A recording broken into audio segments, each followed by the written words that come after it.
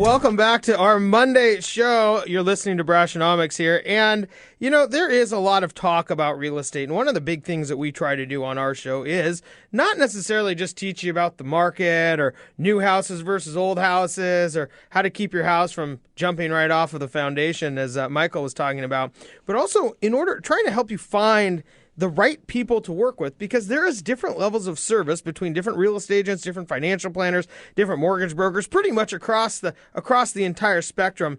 TC Hyatt joins us for the first time with over 10 years of expert industry experience in the Snohomish County area, and really specializing in neighborhoods with parks, which is kind of cool because, I didn't know you could actually specialize in neighborhoods with parks, but you've also consistently been in the top 5% of agents nationally every year for the past 8 years. Well, first of all, welcome, TC. How are you doing? I'm very well. Thank you for having me. I appreciate that. It's our pleasure. And first, I want to talk about the specializing in a neighborhood with parks piece first, because we've interviewed a lot of people, and I've never heard somebody say, "Well, you must like kids."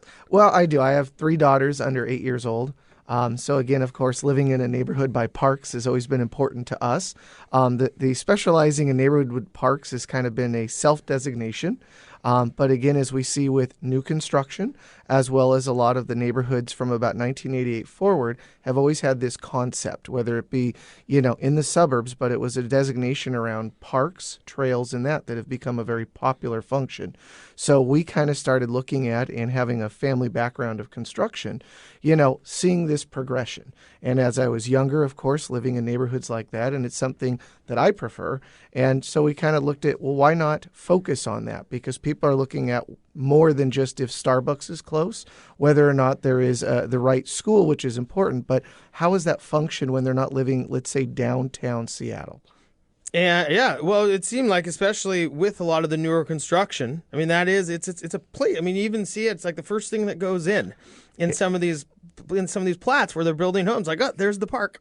Absolutely. And it was kind of a 2-tier thought process of one, that's something that people are looking for and a desire.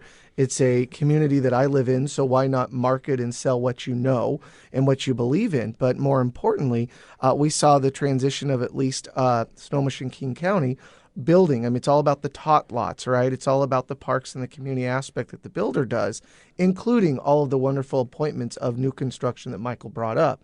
That's the other portion of new construction. And so we look at it as something that'll continue to grow, something that'll create demand. And more importantly, it gives us an idea of kind of specializing ourselves in a niche market that is not going to change anytime soon. Sure. So if you're in a market, you kind of know exactly what you're selling, but then you kind of add this second level of service that it might be different than what people may get from another real estate agent. And you call it like this concierge service that you give. Talk a little bit about that. Well, yeah, when the market started to change, and again, we can all agree that, 2005, 2004, 2006, I mean, it was easy to list and sell a home because there was just more than enough buyers willing. When the market adjusted, my team and I sat down to see what is it that we can add for value besides I have shinier paper for my flyers. Hey, we got a sign and we have, a web address. And a QR code. Absolutely. Now it's all syndicating. Well, that's great as well. So we wanted to know how to generate that value for not only the seller, but the buyer. And part of it, we looked at what is it that a new construction developer does. When you go into their model homes, right, everything is done correctly. They spend the money on photos, staging, cleaning the house, the yard, all of that. So that's where we thought, where can we give value to our client plus help them? So we do include, I do not do my own photos. I hire a photographer that's professional with dealing with real estate photography. We have our own house cleaner on staff. We have our own landscape company we are contracted with.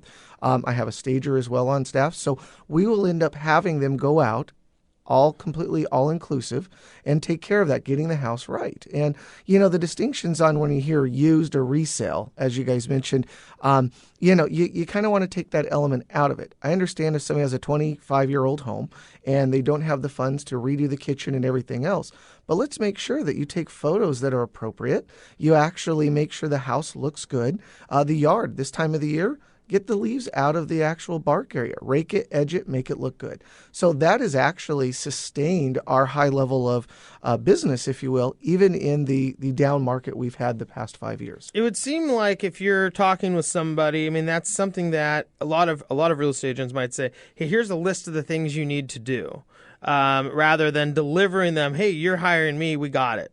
Absolutely. And I think that, I can agree with everybody in our industry, myself included, that, our market shifted.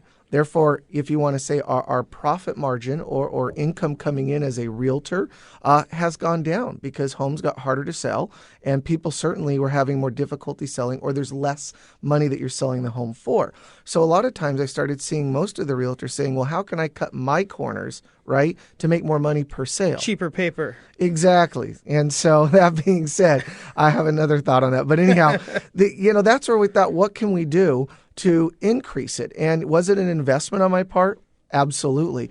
But it has definitely reaped a lot of benefits for my clients and helped strengthen their neighborhoods and selling faster for more money. So when you start looking at all these, that being kind of this concierge level service, what are some of the other things that you do that is specific to different neighborhoods or whatnot? Being a specialist or neighborhoods with parks, as we did. So the past 10 years I've been, in this industry full time. I started cataloging. And we do this, whether it be once a year, cataloging all the photos of all the parks in these different neighborhoods, cataloging if there is new shopping centers, whether it be a new restaurant, new schools, community parks by the county, we've cataloged it all. Even so much as Columbia or other athletic clubs. That's where I went this morning. Absolutely. The one down there. Yes, off Juanita. Okay. You must have seen me. You've been spying on me, buddy. Yeah, can you tell I went this morning too, right? But we just thought cataloging this was something that would help benefit. And, the consumer, and a lot of them coming this direction here in Washington and Puget Sound, we have a lot of very good companies that are doing very well still. We're fortunate to live in that area. And when these folks are coming out of these areas out of state, they don't know much difference. We definitely want to focus that. So we do on all of our listings. We show local shopping, restaurants, gas stations, all the parks, everything, to give everybody a different perspective on just what the backyard looks like. That's great. They can do a flyover on some of these other, tools, but that's something that's changed. When you get to kind of an SEO scenario or getting a certain amount of searches, well, photos are content. And so the more photos you add, again, the higher up in a content level you can get if you want to focus your search on just kind of a content SEO perspective. So then when you start providing this content, does it give buyers a more, I guess, a clearer picture of what they're going to go see? Absolutely. Or sometimes does it maybe overpromise and underdeliver because of what pictures can do?